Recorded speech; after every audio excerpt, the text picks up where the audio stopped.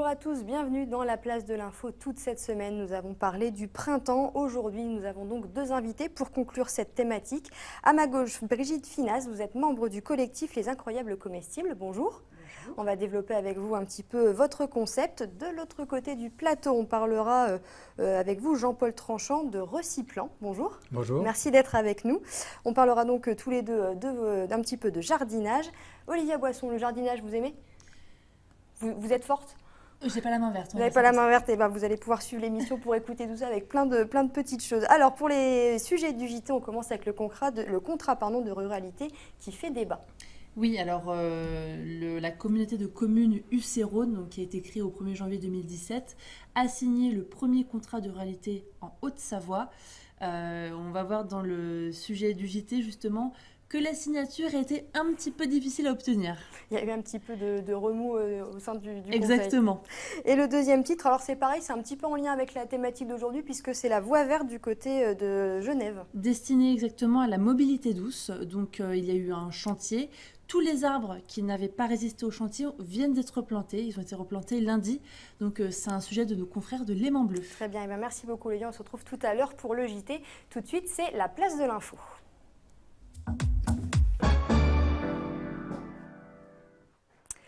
On parle donc jardinage avec vous, Brigitte Finas. Vous êtes donc membre du collectif Les Incroyables Comestibles. Alors, les Incroyables Comestibles, qu'est-ce que c'est ? Alors, les Incroyables Comestibles, c'est un concept qui est né en Angleterre en 2008 dans la ville de Todmorden, enfin, j'espère que je la prononce correctement, et qui a essaimé depuis dans le monde entier, et particulièrement en France, dans un grand nombre de villes de France, et depuis 2012 sur Chambéry. Donc le concept, c'est de planter des comestibles en ville à la place des plates-bandes qui ne produisent que de l'herbe ou des haies incomestibles. Et justement pour pouvoir, d'une part, redonner envie de jardiner à des personnes urbaines, des citoyens en ville, et dans l'idée de retrouver de l'autonomie alimentaire, à la fois pour le plaisir de jardiner, mais aussi pour les personnes qui ont des revenus très très faibles. Voilà. Parce que le but, c'est quoi ? C'est qu'en fait, il y ait des gens qui plantent, qu'il y ait des gens qui viennent chercher aussi, mais pas forcément qu'ils fassent les deux. Voilà, c'est-à-dire que des personnes qui sont des citoyennes qui sont un peu expertes, entre guillemets, en jardinage, vont investir bénévolement des parcelles. Voilà. Comme on le voit là, c'était une activité du printemps dernier. Et ils plantent des légumes et quelques fleurs, également des plantes aromatiques, et en mettant des panneaux donc, où on explique que c'est en libre service pour toutes les personnes qui habitent le quartier et qui veulent se servir de ciboulettes, de persil, de salades, de tomates, etc. Tout ce qu'on peut trouver dans ces parcelles-là. Voilà. Ça fonctionne bien, ce concept ? Alors, c'est un petit peu compliqué à expliquer. Les gens ont l'habitude, quand ils voient des endroits jardinés, de se dire « il y a quelqu'un qui s'en occupe, je n'y touche pas ». Alors que le concept, justement, c'est de pouvoir venir se servir tout en respectant, bien sûr, les plantations. C'est collaboratif aussi. Voilà, tout à fait. Et l'idée, c'est que les personnes qui ont investi une parcelle et qui l'ont jardinée ne soient pas forcément celles qui viendront récolter. C'est laissé ensuite à libre disposition des gens du quartier. Ça permet de créer aussi du lien social ? Tout à fait. Alors ça, par contre, ça marche très très bien. Les gens comprennent très bien que c'est le moment de venir discuter et en général, on fait ça quand il fait beau, on n'aime pas trop jardiner sous la pluie. C'est ça. Donc, c'est effectivement des moments où on peut créer du lien, à la fois avec les sites qui nous accueillent et avec les personnes du quartier qui passent et qui demandent « mais qu'est-ce que vous faites ? Qu'est-ce qui se passe ?» Ça attire la curiosité aussi. Tout à fait. Et puis, je pense que les gens aiment bien voir leur ville plantée avec de jolis endroits, avec des choses agréables à regarder, plutôt que des pelouses vilaines. Là, on le voit sur le panneau nourriture à partager, c'est écrit en gros pour bien qu'on comprenne. Vous êtes situé où dans Chambéry ? Où est-ce qu'on peut venir chercher dans Chambéry, pour le moment, nous avons investi principalement. Enfin, c'est un groupe qui le concept existe depuis 2012, mais il y a eu des hauts et des bas. Et donc là, depuis un an, ce sont des personnes qui habitent le quartier de Jopet, ce qui est un des quartiers de Chambéry, du centre-ville, qui ont investi différentes parcelles. en se mettant en lien également à la fois avec... donc ce sont des parcelles communes, enfin de la ville, hein, des terrains qui appartiennent à la ville, donc qui sont des communs et pas des parcelles privées. D'accord. Et donc en lien avec une association sur Chambéry qui s'appelle Compost Action et qui donc nous autorise à prélever du compost dans les bacs de compostage à proximité. Et puis en lien également avec les services techniques de la ville, des espaces verts, pour lesquels on ne veut pas créer de difficultés dans leur travail. Donc on s'entend avec toutes ces personnes pour investir des parcelles qui aient du sens et qui ne donnent pas trop de travail à tout le monde. Voilà. Quel retour vous avez des gens qui participent à tout ça? Ah ben, c'est un grand bonheur. On se retrouve, nous venons d'horizons complètement différents, donc c'est déjà un grand bonheur de se rencontrer, de partager notre expérience de jardinier. On a tous des tas de trucs à expliquer, des échanges à avoir là-dessus. On adore aussi partager avec des personnes qui sont beaucoup plus éloignées de notre technique de jardinier. Et puis après, c'est vraiment le plaisir d'avoir créé quelque chose en lien avec la nature. Et il faut savoir qu'un sol qui est bien traité se remet à produire très rapidement et très bien. Justement, en termes de production, qu'est-ce que vous avez notamment comme légumes? On peut trouver de tout? Alors, ce qui est le plus simple à faire pousser, je dirais, dans des espaces un peu communs, c'est beaucoup d'aromatiques qui reviennent naturellement d'une année sur l'autre. Et puis, on implante aussi, nous sommes tous des jardiniers, soit dans des jardins partagés ou dans des jardins privés. Hein. Et donc, nous avons toujours des semis en grand nombre. Et ça nous permet aussi de les partager avec d'autres personnes. Donc il peut y avoir des salades, des tomates, des poivrons, des courges, des pommes de terre. Il y a de tout. Voilà, il y a de tout. Vous espérez avoir de plus en plus pouvoir vous étendre un petit peu sur cette ville de Chambéry? Eh bien, tout à fait, parce qu'en fait, on s'est un petit peu limité l'année dernière pour avoir des parcelles qui soient significatives. Du coup, ça a donné envie, ce qui était l'objectif. Et nous sommes sollicités sur notre adresse mail pour justement savoir, est-ce que vous pensez qu'on pourrait aussi démarrer ceci, cela à tel endroit? Donc on va les voir parce qu'on est prêt à donner un petit peu de temps pour aider au démarrage. Et après, l'idée, c'est que ce soit les habitants du quartier qui gèrent leurs parcelles eux-mêmes. Très bien. Et l'appel est lancé en tout cas. Si jamais des gens veulent venir rejoindre votre collectif, ils seront là accueillis les bras ouverts. Tout à fait. Même ceux qui n'ont pas forcément la main verte. Il y a plein de choses à apprendre. Parfaitement. On est là aussi pour transmettre. Eh bien, merci beaucoup Brigitte Finesse d'avoir été sur notre plateau. Merci beaucoup. Allez, tout de suite, on marque une courte page de pub et on se retrouve juste après pour parler compost.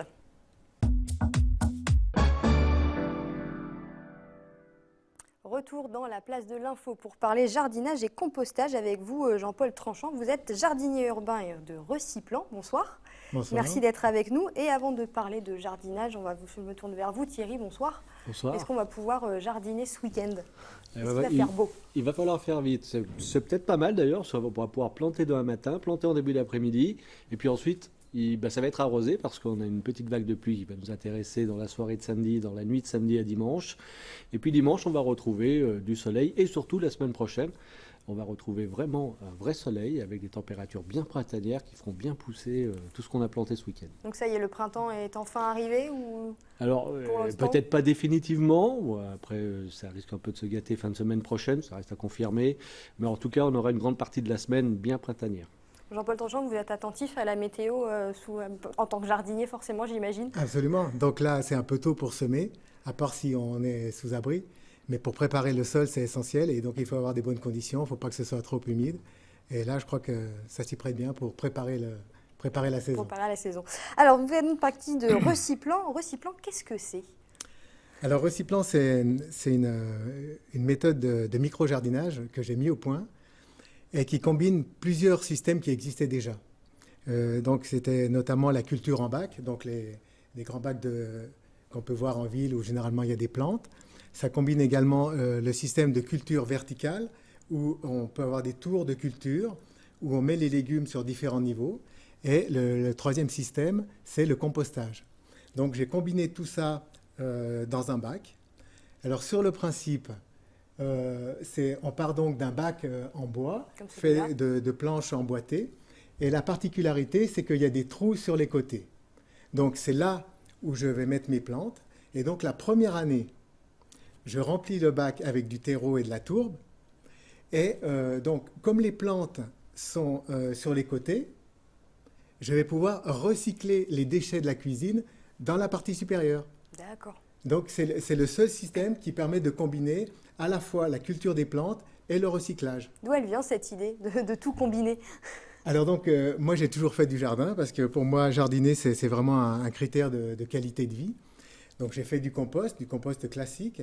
Et j'ai vu que dans un bac de compostage, lorsque le compost est mûr, eh bien, il y a des plantes qui poussent spontanément. Alors je me suis dit, pourquoi ne pas organiser tout ça pour faire les deux en même temps? Et surtout, ça permet de cultiver donc, sur des très petits espaces, voire même si on n'a pas de terre disponible. C'est-à-dire que si on n'a pas de jardin, on peut mettre ça sur un balcon, par exemple, pour avoir ses légumes. Voilà, alors un balcon, c'est un peu petit. C'est un peu petit. Il faut quand même soit un grand balcon, soit l'idéal, c'est une terrasse ou une petite pelouse. Alors, comment ça fonctionne? Vous parliez du compost. Le compost que vous utilisez, il est un petit peu spécial. Alors, ça paraît simple, comme ça en apparence, donc cultiver des légumes sur les côtés, recycler dans la partie centrale, mais il y a quand même quelques règles à respecter. Donc au niveau des plantes, il n'y a pas toutes les plantes qui poussent bien, il y a certaines qui sont plus adaptées que d'autres. Après, il y a l'implantation. Les plantes qui ont un port dressé, on va les mettre sur les étages supérieurs. Les plantes qui ont un port rampant ou retombant, comme les courges, les courgettes, on va être plutôt en bas. Et concernant le recyclage des déchets, c'est tout à fait vrai qu'à nouveau, il y a quand même quelques règles à respecter. Et la règle de base, c'est qu'on ne va recycler que des déchets végétaux. On ne met pas de déchets d'origine contenant des produits animaux, des restes de repas contenant de la viande, du poisson, des choses comme ça. Alors, c'est des produits organiques qui se décomposeraient. Des épluchures, ce genre de choses. Mais malheureusement, les produits carnés entraînent des nuisances. On peut avoir des mouches, on peut avoir des mauvaises odeurs. Et donc, il faut vraiment choisir que des déchets végétaux. La deuxième chose, comme vous pouvez le voir sur la photo précédente, c'est que les déchets sont incorporés. Ils ne sont pas épandus en surface, voilà, sur cette photo. Ils ne sont pas épandus en surface comme on fait d'habitude. Eh bien ça permet une décomposition rapide des déchets. Et d'autre part, c'est très net. Il n'y a pas de déchets qui traînent en surface. Et c'est quand même important parce qu'on est quand même dans un milieu urbain. Et il y a des problèmes de voisinage, donc il faut que tout fonctionne comme il faut. Qu'est-ce que ça change par rapport à de l'engrais classique ou à de la terre classique? Alors, c'est meilleur, le légume est meilleur, il y a quelque chose de différent, ou c'est juste plus écologique? Alors donc, au niveau des légumes, donc le fait d'avoir des légumes qui poussent sur votre terrasse, c'est clair que c'est des légumes qui vont être ultra frais. Quand vous consommez une salade que vous avez récoltée dans la demi-heure, ça n'a rien à voir avec une salade que vous avez achetée sur un étal de supermarché. C'est une salade qui peut avoir 2 ou 3 jours. Donc là, vous avez vraiment un produit ultra frais. Donc c'est clair, c'est très savoureux, ça a de la consistance. Et c'est vraiment de la nourriture vivante qui contient encore des principes vivants. Ça, c'est vraiment pour moi quelque chose d'essentiel. Donc des légumes ultra frais à portée de la main. Ça, c'est vraiment le premier avantage de ce système. Le deuxième avantage, c'est que la fertilité, elle est maintenue grâce à la décomposition des déchets. Et donc, j'ai un système le plus ancien que j'ai, qui va attaquer sa 7e saison. Donc, depuis 6 ans, j'incorpore des déchets, je cultive des légumes, et ça continue à fonctionner. C'est une vraie économie, du coup? Alors, il ne faut pas rêver. Avec un système comme ça, on récolte entre 30 et 40 kilos de légumes par an. Ce n'est pas avec ça que vous allez nourrir une famille. Mais il y a quand même, comme je disais, c'est des légumes qui sont de très très haute qualité nutritionnelle. Ça a une valeur symbolique également, puisque c'est des légumes que j'ai produits moi-même. Donc quand on fait son jardin, quand on produit ces légumes, on est fier de produire sa propre nourriture. C'est pas seulement Danone ou Nestlé qui nous nourrissent. Là, je suis capable de produire Moi-même mes légumes. mes aliments et ça, c'est une valeur symbolique très très forte. Ça se développe de plus en plus. Il y a de plus en plus de gens qui font leur propre jardin, leurs propres légumes. Oui, absolument, c'est une tendance et également en ville, mais il y a un problème de place. Et donc, avec ce système, on peut vraiment faire du jardinage, parce que ça reste quand même du jardinage, sur de tout petits espaces. Le jardinage, globalement, ça revient à la mode. On sent que les gens ont de plus en plus envie de faire eux-mêmes, de fabriquer, voilà, de faire eux-mêmes, de voir dans leur jardin, de voir ces légumes pousser. C'est valorisant aussi. Oui, c'est un besoin. C'est un besoin qu'on a tous. On est tous plus ou moins descendants d'agriculteurs. Et donc, jardiner, c'est vraiment un retour, un contact avec la nature. On reprend le rythme des saisons. Et c'est quelque chose qui apporte énormément de bienfaits. Ça apporte vraiment du bien-être. Et c'est très, très satisfaisant de faire du jardinage. Ça, Alors, c'est vrai. vous avez un petit livre ici. Oui, alors j'ai fait un livre... Un potager compost en tour. Voilà, donc j'explique toute la technique. Hop, je vais le récupérer, je vais le montrer à l'antenne. C'est donc, j'explique comment faire le bac, si certains veulent le faire, s'ils sont bricoleurs. J'explique les principes de culture, puisqu'il y a quand même, comme je disais, des règles à respecter, les règles pour le recyclage. Et donc, c'est un livre qui a été publié chez Rustica. On le trouve sur le site de Rustica ou même en librairie. Et sur votre site internet aussi, il y a le lien avec pour pouvoir sur avoir reciplant.fr. Donc, pour ceux qui n'ont pas la main verte, il y a ce qu'il faut. Voilà, tout à fait. Avec ça, on peut commencer à fonctionner avec le reciplant. Thierry, voilà, vous pourrez lire un petit peu le livre si jamais. Oui, volontiers, pour je vais faire le lire. vos propres courgettes et vos propres tomates. Voilà, exactement. En plus, moi, j'ai du terrain, je fais même pas de jardin. Et c'est pas l'envie qui me manque, c'est le temps que j'ai pas. Voilà, mais ça fait partie de la qualité de vie. Se donner du temps d'aller à un jardin, c'est vraiment se déconnecter et se reconnecter à la nature. Vraiment, je vous conseille de le faire. Eh ben, merci beaucoup, ce sera le mot de la fin. Merci beaucoup d'avoir été avec nous.